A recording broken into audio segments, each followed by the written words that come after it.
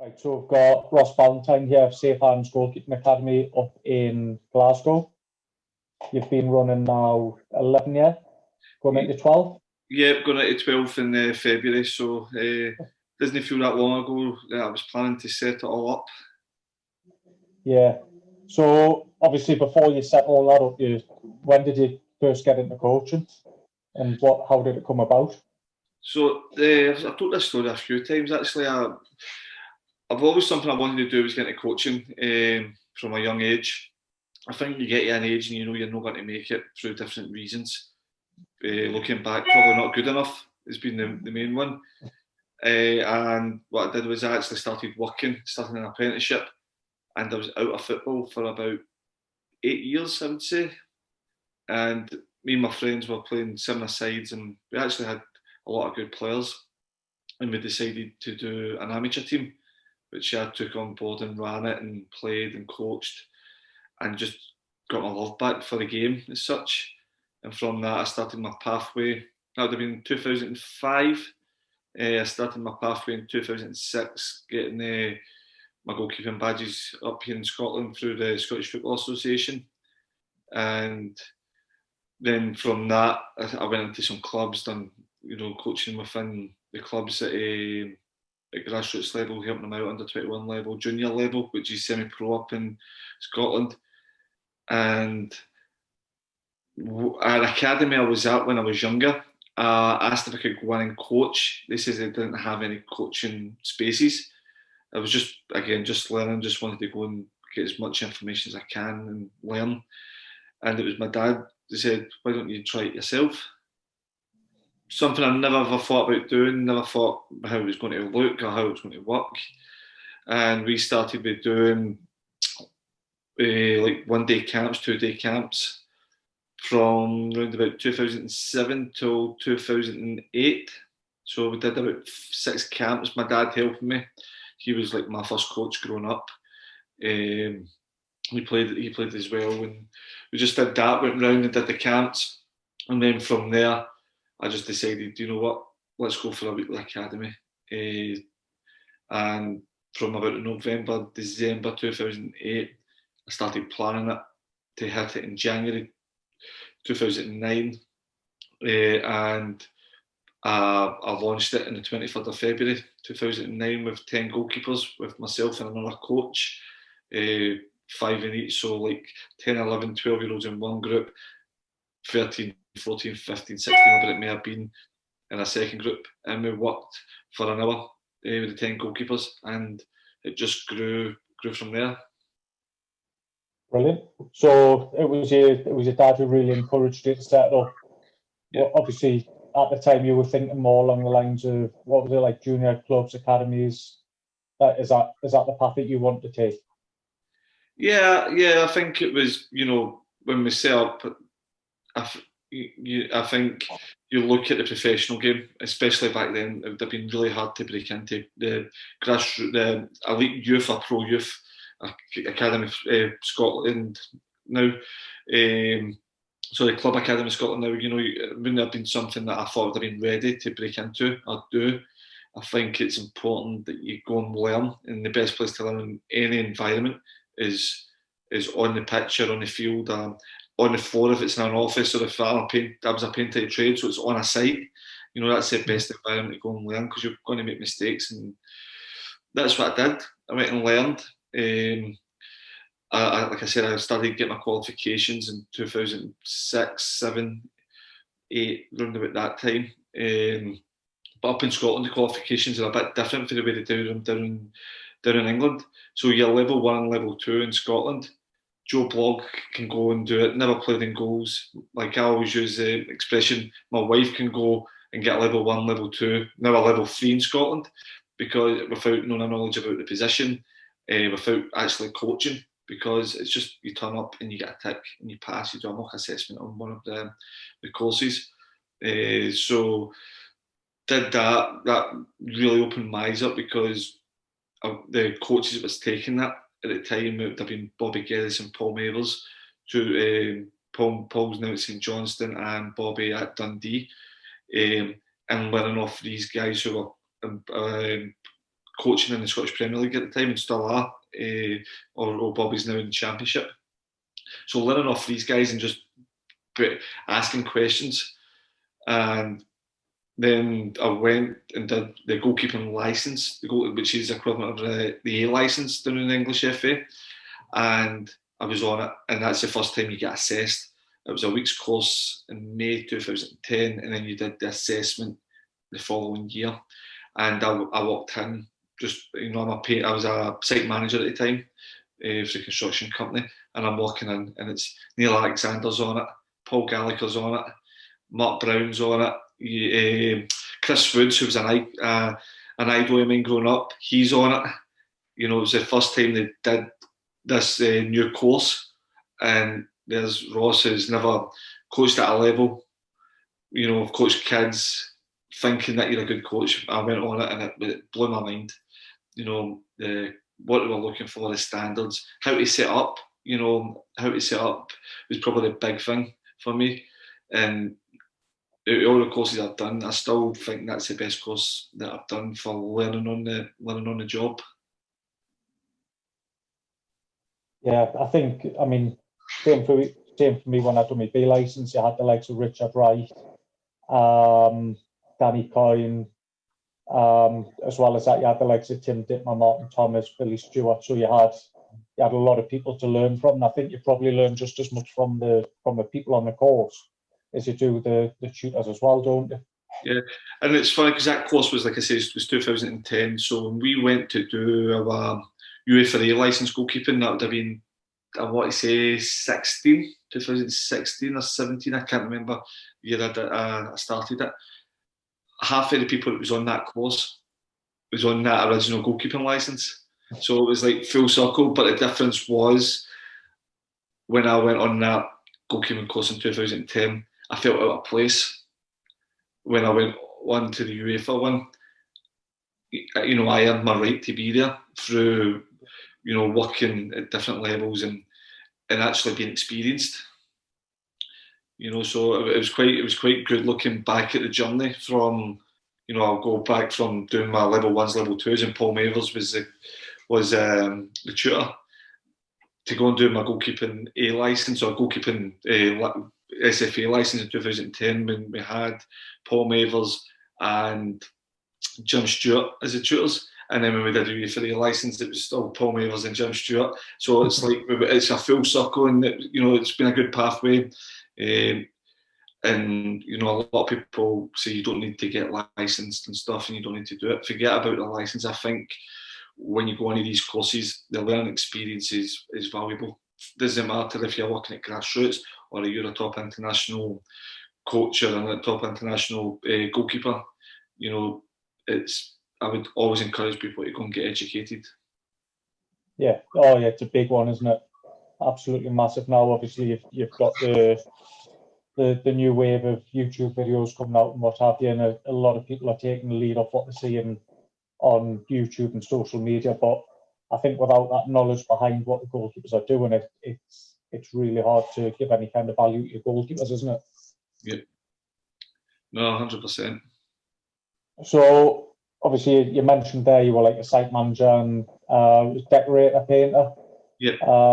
When you set up, what kind of made you take that jump and leave that job and kind of commit fully to goalkeeping? So, yeah, like I said, 2009 I started Savehands goalkeeping. 2010 I went to Clyde. I wasn't ready to go there professionally. That was go back. It was a step too far for me. And round about 2015, when I started Savehands, I had no idea where it was going to go. I didn't think it was going to go full time, and I had no inkling to do it full time. You know, that wasn't a desire of mine, it was a hobby. In 2015, it was getting bigger. I was beginning to get a wee bit of a name about myself in the professional game with clubs I was working at, both in the professional and the pro youth game. And then, like, the company I was working with, they wanted to get rid of one of my colleagues who was in the same rank as me. So we were like contracts managers, supervisors, and they had to make our position redundant. but I was told off my area manager it was to get rid of him, just say yes, just agree with everything we're saying, and you'll be okay. And I decided, do you know what? I'm going to go the other way. I'm going to quit. I'm going to take my redundancy. And he was thinking that I was going to stay, and the other one was going to take his redundancy, and it worked out. He wanted to stay, and I wanted to take my redundancy. And at the end of the day, both of us went. I just came off the back of winning the league with Albion Rovers, and I went for a hernia operation after a trip to Magaluf. I came, and that was my last day working. Was a Friday. Went in for hernia on the Monday, and I've never lifted a paintbrush out of my house since then. So that's 5 years, 5.5 years now. I've been running it as a business rather than a hobby. So it came about by chance, basically, didn't it? It's just one of them things that. Yeah, well, a lot of stars aligned. I actually thought about it about a year before, and I confided in my old manager at Albion, James Ward, and he discouraged it, saying that it would probably be you don't want to do that. You've got a family, you've got a house, you've got X, Y, and Z. You've got a good job. Don't, it's a dog eat dog market out there. It's a niche market. You personally probably won't make enough to survive. And that stuck with me because I really confided in James, and I still do to this day. And I went, do you know what? You're right. It's probably not the right time. I'm going to make a plan so when it's ready to go and ready to pull the trigger, it's not going to just happen overnight. It's been a year, 2 years, whatever it may have been. It's in a plan, ready to go, and that's what I did. From the minute I spoke to James, I just planned how am I going to get from the paper plan to the business plan to reality. So what was different from setting up in 2009 in terms of how you approach bringing in goalkeepers to when you decide to make it a full-time career in 2015? I think one of the things was my dad passed away in 2011, and that gave me a different outlook in life. So in 2009, I was all about work, supply, getting for the family. Just I've got a job for life. Even if I lost that job, I'll go into another job. And once my dad passed away, it really changed my outlook in life. And I decided, you know what, I want to do stuff that's good for me and good for my family, good for my health. And that's probably the biggest thing. And the other probably thing was, like I said, it went from a hobby. I had no desire. I didn't see 5-6 years down the line that this would have been a full-time job. I just seen it as a hobby, helping people, doing something that I enjoyed. And then when I started doing it, I actually feel like I was getting good at it. But the other thing would be in 2009, I just really started coaching weekly, consistently. And if I look at 2009 version of myself and 2009 version of Savehands to the 2015 version of Savehands and myself, and then now looking at the 2020 version of both, the three of them are totally different. They're totally different in all aspects. So I suppose the further down the line you've really relied on more word of mouth. Is it through recommendations that you get more your goalkeepers in now? Whereas maybe at the start you had to push a little bit more and promote a little bit more. Yeah, I think when I first started, it was weird. I don't know how old your listeners are going to be here, Stephen, but when I advertised, social media wasn't a thing. So there was a paper in Scotland, in Glasgow, called Evening Times, and that's where all team listings went. So if you were looking for a new team, you'd put a listing in. It would be on a Thursday and Saturday morning, and that was free listings. And that's what I did. I put in for the courses, I put in for the academy when I started, and then I just gradually, people word of mouth and go in, and I don't advertise. Even now, I've never been one for advertising. I'll use when I say advertising, I don't go and put it out there. The academy, I'll do it through social media, but I'll never advertise. Come and join the academy. Yeah, I think my website does that. through social media, through word of mouth. I think that's the biggest thing and I think we're in a lucky society now that as much as social media is really bad for some aspects, for our business aspects, it's really good because you're getting free advertising without actually knowing that you're doing it. Yeah. So obviously been going 11 years as well. What kind of challenges have you faced along the way? Has there been anything that's made you think whether it's really worth it, or anything that's really spurred you on to go and to really push on? Yeah, I think I've never looked at it and went, is it really worth it? You know, I've always been one. You know, if I put something in it and I like it and it grown and I think the biggest thing is if you've got a passion for something, you know, then you work so hard to continue that. There has been some bumps along the way, you know. The coach I was telling you at the start, who says it wasn't a place, he really sort of badmouthed the product for about 2 or 3 years, and at the start that really annoyed me. But as I grew, and now you know it's white, you know that's white noise, and I think that goes for anybody. I encourage goalkeeping coaches to start themselves. I don't see, you know, MD's competition, because for me a competition is you go and get somebody or you try to beat somebody. For me, the only competition I've got is to be the best, and for the academy is to be the best it possibly can. I've helped a lot of coaches over the years set up themselves, and I don't see them as competition. I think on the flip side of that, you do get the other side of that. Coaches want to ban me for a coaches, want to diss products, what are you going there for? You know, stuff like that. Try to big up their own product. But for me, and I say this to parents, I don't come looking for you. You come looking for me. Yeah.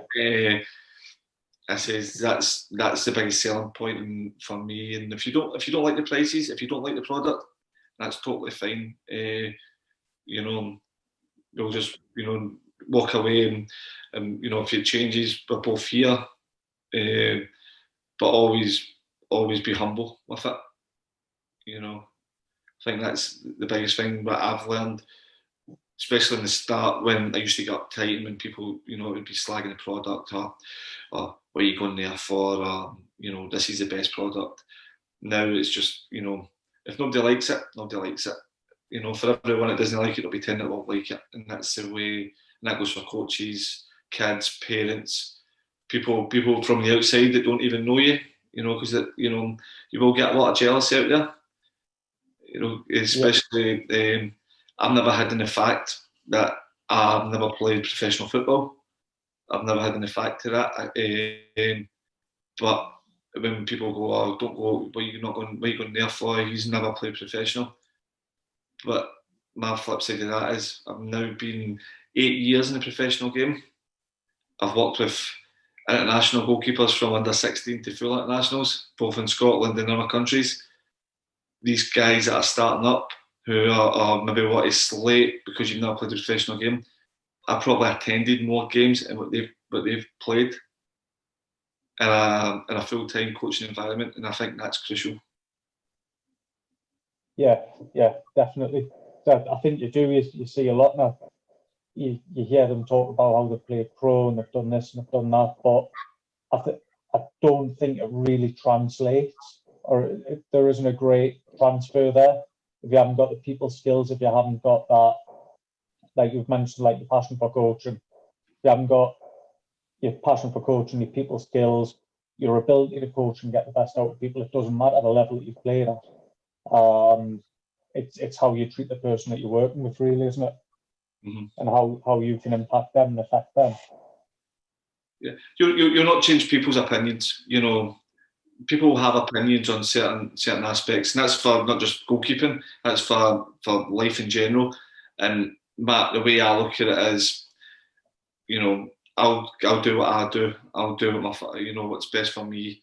I'll stay humble. I'll stay true to myself. And that's, you know, if that still affects you after that, then I've done my bit. It's not my problem. Yeah. So I know you've said before, from when you started to 2015 and now, things have changed. How's that had an effect on kind of like the way that you coach and your philosophy around goalkeeping? Has that stayed the same, or do you feel like that's progressed and developed over time as well? No, I think it's a total change. In fact, like I say, if I look at my 2009 version or 2010 version of myself to now, so that's 10, 11 years, I was a coach that would be, how many drills can I do in a session? So I've got another session. So I just wanted to do as much as I can because I thought that was the best way for the kids to learn. Kids get value for money, and it looks like, look at you, you're a good coach. Now it's more about one or two practices, and then how can I progress that, and then make it relevant to the game.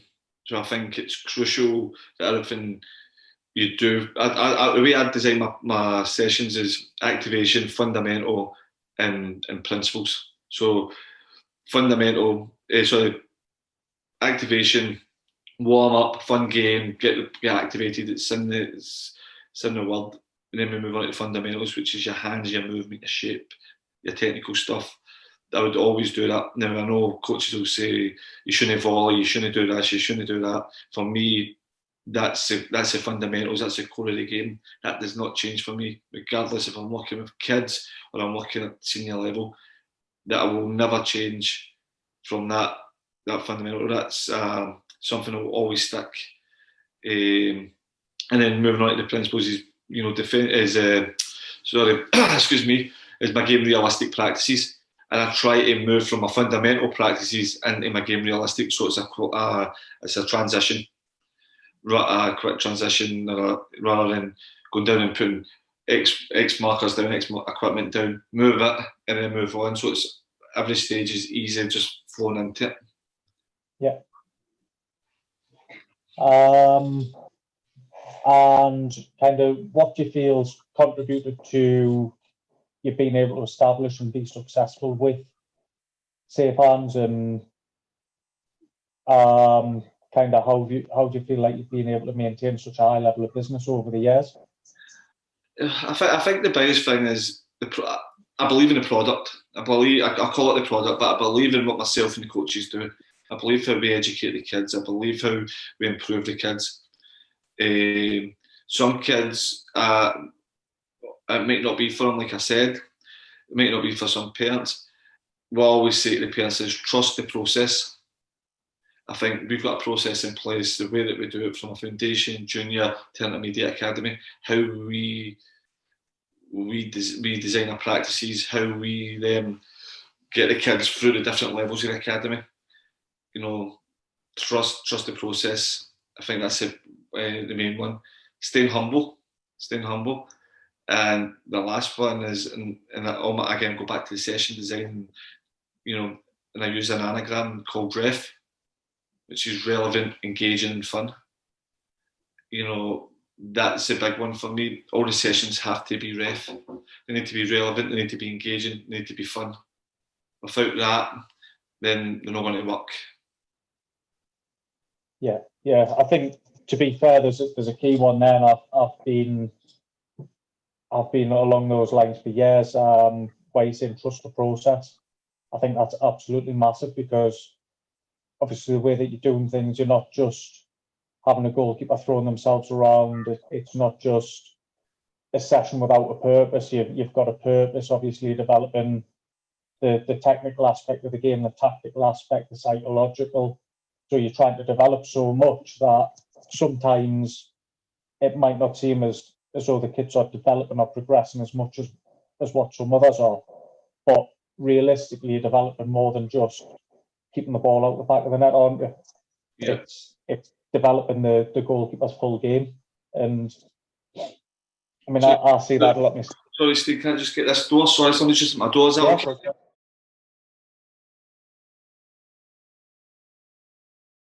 Yeah, so I think we're talking about processes about, so talking about obviously developing a whole host of skills as opposed to just getting a goalkeeper throwing themselves around. I think, I don't know if you've got him on LinkedIn, but Bobby Mims, do you remember him? Yep. He put something out about Blackburn goalkeeper before Tim Furlers. Yeah, that's a man. Yeah, he put something out about all these sessions that look like they've just been put on for YouTube, just getting the goalkeepers throwing themselves around. You've got to develop so much more than that. And as you say, there's a process. And I think some parents and some keepers can get a little bit like agitated maybe when you're not constantly praising the kid, when you're not constantly praising the goalkeeper, and you're going in, you're saying, can you think about this? Why did you do this? And I think without really understanding or realising that you're going through that full process of preparing them for the game, as opposed to just putting on a training session. I think you just nailed it there. I think there's two different things you can look at here. You either have a training session or you have a coaching session. Yep. Joe Blogg can do a training session, but only a coach who's got an understanding, again, we'll use the word process, understanding of the position, understanding the why behind the practice, how you're doing it, and what you're looking for in the end game. Yeah. And I think that's what your session should look like, from the start to the end, is why are you doing it, how are you going to do it, and what's your end game going to look like? Yeah, so ultimately that's what it is, isn't it? As coaches, we are developing goalkeepers. I'm not looking at a goalkeeper under 7 and saying, I want you to be perfect in the next year. I'm looking 15, 20 years down the line and saying, I want you to be as good as you can possibly be when you're older. I think if you give them those mental processes early, you start to instill the fundamentals in them, then you've got a great chance of developing somebody who will be successful at whatever level they want to play at, or whatever level they get an opportunity to play at. I think that again comes back down to parents. You probably get it yourself. You'll get parents saying, like I say, we call up here pro youth.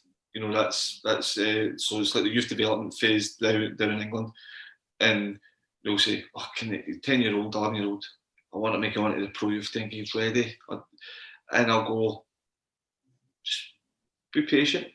I still see a professional goalkeeper at 10, 11-year-old. Just be patient, because all you're doing at that age, and like I'm involved, we got in the pro youth up here, and in my time, I don't think I've seen a 10-year-old yet who's been in the academy set up.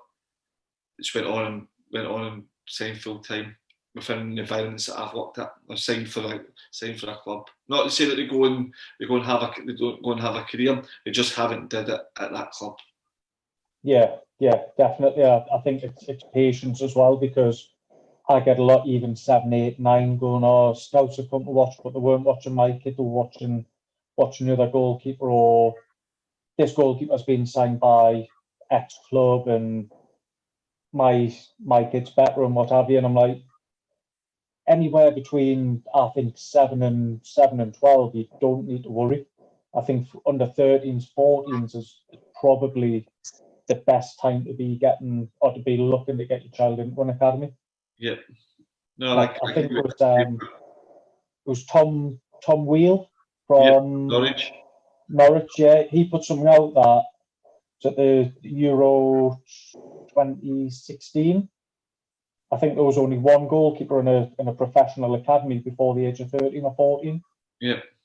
As a goalkeeper, so it shows there really, out of what would you have had, 32, maybe 40, 45 to 48 goalkeepers there, and only one of them was a professional in a professional academy as a goalkeeper before the age of 30. We had it at Hearts. We signed a boy from Hearts for Hearts from one of the local community teams in Edinburgh called Spartans.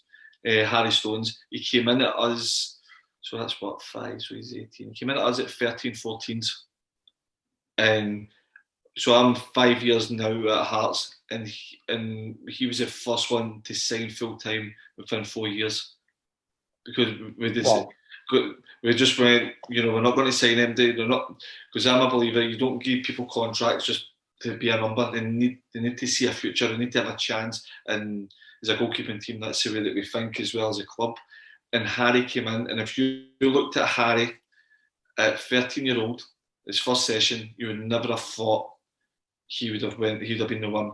But in that first session, I said, I seen something in him, and I went, don't sign him for 6 months. Let him just train for 6 months, because we had a boy who's now at Hull, a Welsh internationalist at the time, and we had another Scotland youth internationalist at the time. And I went, this boy is potentially could be special. And within a year, he was capped at Scotland at under 16s, and he signed full time. But now that was my first year within the academy at Hearts, and now the head of the first team goalkeeper, Paul Gallagher, he came in a year, 6 months, 8 months after me, and we've now got a conveyor belt. We had Harry, we've just signed another boy, Harris, from the academy. We've got one under him, we've got one under him, then we've got one under him. So we've now got a conveyor belt, which wasn't there previously. But Harry was the first one to kick it off, and he came at 13, 14-year-old from a boys' club, community club. Never been involved in a professional club until then. I think that's important as well. I was having this conversation with Tony Elliott as well. I think even getting kids into the academy system before that age, it can have such a detrimental effect on them. If you've got a kid who signs at 10s and he gets released at 12s, he's had 2 years out of kind of the grassroots scene. He trying to slot back into a club, make new friends, and obviously hoping to maintain that desire for football as well. It's horrible. I've had kids crying when I've released them. Parents phoning and upset, and as it's the first. Again, I'm sorry, I'm maybe going off track here, but I remember when at Hearts, the first 2 kids that I released, or the club released in my time there, they thought they were getting offered a full-time contract. Mm. And I still remember in the changing room, and tears, 15, 16-year-old kids, tears dripping down their eyes, and it's horrible. But that's the environment. It's a hard environment. It's a professional environment, and that's why I think, like you said, younger kids coming in and they get released really early. It's hard for them. There was a kid that we released at Hearts. He was at the club from 9-year-old. We released him at 14, I want to say. So I only worked with him for 1 season, and it was that season. So the way at Hearts is, you've got the junior academy, if you want to call it, and you've got the professional academy or development academy, whatever you want to call it. So I take the older ones, 13s upwards, and it was the first time he worked with me. And that year, we released him, but he's went from 7-a-side goals to 11-a-side goals, and his parents couldn't believe he's been getting rave reviews all through the development stage till we came into that stage, and they couldn't, like I said, they couldn't believe that he was getting released because he was excelling below, but the physical demands then come into it. Yeah. The game's faster, the game's different, the tactical demands, and that's what parents need to understand as well. And that's why I think, like you said, it's crucial to come in at 13, 14 rather than going to the younger ones. Yeah, I suppose that's part of it as well. So you're not just, when you run your own goalkeeping academy, you're not just working with the kids, you've also got to work with and manage parents and manage their expectations and have a good level of communication with them as well, don't you? Yeah, and I think that's a good thing. Like I'm talking obviously the professional academy like at Hearts, and that's a good thing about independent academies. The kids will always be found away. A kid will never be, don't come back because you're not good enough. Don't come back because you're not big enough. Don't come back because you're not physical enough. We find a way to slot you in. Now, that slot might not be good enough for them, and it might not be good enough for their peers, but again, we go back to you need to trust the process. Yeah. You know, I had a kid came in and he would have been 14, I want to say he was, and I says to his dad, you know, he's miles away from the other 14-year-olds. He's never been coached. Let him go and train with 11 and 12-year-olds for 6 weeks. And if he buys into that, because of his age and his maturity compared to the other kids, he'll then grasp it. And then it's easy to feed him in, rather than going and put him in with 13 and 14-year-olds. And he may struggle because they're technically better, they know the position a wee bit more. And he might get lost within them and then might not want to come back and lost the passion. But if he's working with the younger ones, he's the older one. And the old saying, you know, I'm not going to be embarrassed off a younger kid. So you strive to be the best in that group. Yeah. Yeah. And I think it works, you know, but again, it needs to come down to the mentality of the kid. And it also needs to come down to the big one is I think the kids will always slot in is the mentality of the parents. Because the parents might go, I don't want my kid, what's my kid doing that for? Because a lot of them want their life or their goalkeeping life or football life through their kids due to them maybe have failed in their own. Yeah, I was just going to touch on that because when I run holiday camps, I've got say a 7-year-old with an 11-year-old with the way the groups run, and you'll never ever see an 11-year-old complain about working with a 7-year-old or being in the same group as a younger kid, but you'll always get that resistance from the parents. Yeah, and I think sometimes, and you've got to be careful at that resistance from the parents doesn't transfer into kids and it changes their attitude towards the sessions and ultimately towards a position. Yeah. Well, one of the things I always say to the parents, there's two ways you age kids. It's their birth age and their development age. Yeah. So that can work both ways. You know, you could be a 30-year-old kid and you're in training with 17-year-olds because your development age is excelling beyond the ones round about your same age, same birth age. But like it can go the opposite way that we just spoke about. Like I've got a kid in the academy. He came as God, what age would Zach be? Zach's under 16s now, so he'd have been 12, I want to say, 12, 11. So realistically, he should have fed into the junior academy. Week 1 in the junior academy, moved him to the next stage up. Moved him to the next stage, and before I knew he was in my top group. So he was at 12, 13, working with 14, 15-year-olds. 15, 16-year-olds, because his development age was at that rather than looking at his age above.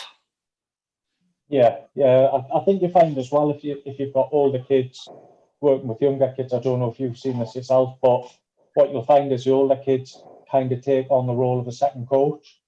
So if you're working with another goalkeeper and they see something in this younger goalkeeper that they need where they need a little bit of help, they'll go and they'll help them as well. So it gives those older kids a little bit of a responsibility to go and help, and obviously it then enhances their kind of understanding of the position as well. No, yeah, definitely, and I think you've touched on that there. I think all kids should learn how to coach in the way, coach themselves, because I always say to them, you know, I know the answers, or I think I know the answers to the problems. So how do you solve them? And you actually get them. So, you know, could be saying to the first kid, you know, what do you think he's did wrong or she's did wrong? And then they start coaching each other, and then that's them learning about the position. And you know, and I always say, again, I say this to every goalkeeper I work with, from grassroots to professional, is it's not personal, it's professional. So when you maybe be digging a wee bit, you know, it's not personal, it's professional. And I think I think it's important, you know, when to yell and when to sell. And I think with younger kids, it's always sell. And as you get older, you maybe need to yell that a wee bit more and then sell. But again, it's knowing the difference in the personalities of each kid. Some kids will take it on board, and other kids you'll get lost in it. Yeah, Yeah, definitely. And I mean, as well as that, you don't know who you're coaching either. So, well, obviously you do as you go on, but some kids, especially in like a grassroots environment, or come to work with you independently, some kids might not want to be professional goalkeepers. So, really putting that pressure on them. What are you doing to their kind of passion and their desire for the position? Whereas you may be able to really get into somebody who really wants to be a professional, and you may be able to be a little bit more demanding of them. Yeah, no, 100%. Totally agree with that. You know, I've got kids like that they do it for fun, and I've got kids that will go, I want to be a professional. I want to be a professional. And, you know, and you hope everybody you work with, that's their dreams. We had that dream as a kid. You know, Yeah. you're never going to shatter that dream. And you just say, the only way you're going to get there is working hard, good luck, and being humble. Yeah, 100%. I'm just looking at the time there, mate. I know you've only got a few minutes left. Just two quick ones. It was on the tip of my tongue earlier. Obviously, when you start up, it isn't as common. Probably wasn't as common as what it is now. But what made you set up independently as opposed to go down the franchising route? I think, do you know what? At the time, the only franchise would have maybe have been just for keepers. Yeah. With Ray Newland. There was one or two in Scotland. I just think that it's actually hard. I don't know. I think that it's mine. It's my personality. It's my project. It's my passion.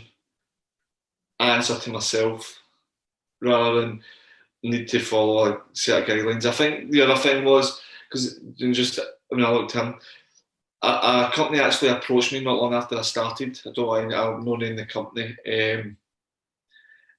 And when I looked at the letter they sent me through, and it was, I work off a ratio of 1:8. 8's the maximum I work with within the age ranges. I'll never go over 8. Only time I go over 8 is if something happens, and that's very, very rarely. And these companies are saying, you know, you need to work 1 to 15 before you can get a second coach in. You know, stuff like that. So then I'm looking at it and going, well, is that a money maker or is that a development maker? And I think when I started up, and even though it's a business now and keeps a roof over my head and stuff, it always has to be about development. Because if you're developing, you'll make money because you're doing something right. If you go the opposite way, which I think a lot of these, not saying all these franchises do, but if you go the other way, like I said, the ratios, it's about money rather than development. And that really stuck with me at that time, and I decided, do you know what? I'll never go beyond my morals. I'll keep to my morals. It's a non-negotiable. You know, will always be 1 to 8, maximum 1 to 8. And since probably about 2010, when I probably got approached, I've never went above that. That's been, like I say, that's a non-negotiable within my business model. My academy. Don't get me wrong, there is times you might go 1 to 9, 1 to 10 if a coach doesn't turn up or something happens that's out of your control. Then you can only, you can't control that. You can only control what's in front of you, the controls. But I'll always say that this is a one-off. I'll never do it week 1, week 2, week 3. It's just one-off, and then that's it. So, like I say, but that was probably the big one about the franchise was that, again, I'm not saying they're all like that, but the one that contacted me, it was a big coaching ratio, and I felt it was more about making them money. Yeah. Rather than making, me money, if you want to put it. And I felt doing that, the development would have hindered big time with that. Yeah, no, I totally agree with that. I think the biggest ratio I'll go is 1 to 10. Because the way I coach, I go 2 smaller groups, 2 groups of 5, all the kids are serving. So I've got a good opportunity then to go around each group and make sure I can I can coach as well as giving the points in between as well. But last one, mate, 'cause I know you've got. No, I've got time. The wee man's got about 5 minutes before he's home. Then he'll be bonkers. Oh, no worries. No worries. Yeah, but last one anyway, mate. If you could give anybody any advice, if they were thinking about setting up their own goalkeeper coaching company, what would it be? Educate yourself first and foremost. Don't just think, like we touched on it, you're seeing them bouncing up all over the place now, not just goalkeeping, but one-to-one companies, outfield companies, and the young kids, and they'll say experience, you get experience with being on the field. So go and learn the trade. If you've not learned the trade, or you've not coached a lot and you feel, I think, I can go and do it, you'll fail, because parents and kids will see through that. Plan, prepare, review is the other one I would always say. Plan your sessions, prepare your sessions, and always review you as a coach, review the kids, and stay humble with yourself, stay humble with your fundamentals, your philosophy. Don't change for them. If you think that's the way you want to coach, and that's different from the way Ross Ballantyne coaches, it's the way from Steve Rodden coaches, that's your philosophy. Do not go away from that, because I think in football society, especially with young coaches, we're seeing they end up turning into robots, and it's be your best version of yourself. Don't be the best version of someone else. Yeah, no, definitely. I think it's a way that you see the game as well, isn't it? Yeah, and you've got to be comfortable in coaching a way that and teaching the things that as opposed to going, oh well, I've seen somebody do this, I'm going to try and coach it this way without understanding the when, the where, the why, the how. It's I think about you, isn't it? I think as well, if you're looking and you're working with young goalkeepers, so Tommy is never going to be Manuel Neuer. So don't coach him the way that you see Manuel Neuer get coached on YouTube. Jimmy is never going to be, David De Gea. So don't think they're going to be these. Coach Tommy, Coach Jimmy to be the best Tommy, the best Jimmy, for instance. Yeah. And I think the last bit is educate yourself. And I like I touched on it, we're doing courses. I think in the courses you don't really learn to coach as such. I think you do that on the field, but you learn how to set up. You learn how to time manage, how to see the nuts and bolts, how to coach, and then you take that away and you learn from what you've learned on them and make the best version of yourself. And I would encourage coaches to go and watch other coaches coach, not to copy, but just to see their mannerisms, see the way they coach, see the way that they put spins, they put a spin on a practice that you may do. They may have a different way of doing it, or they may have a different way of communicating it. And probably the last bit is don't be a super coach. Don't think you can cover everything in an hour or an hour and a half. Yeah. Think of the kids, but think of the kids the goalkeeper coaching first and foremost, rather than you as a coach. Because if it all becomes about you as a coach, the kids will never develop. Yeah, outstanding, mate. Brilliant. So that's me done there. Obviously, really appreciate your time.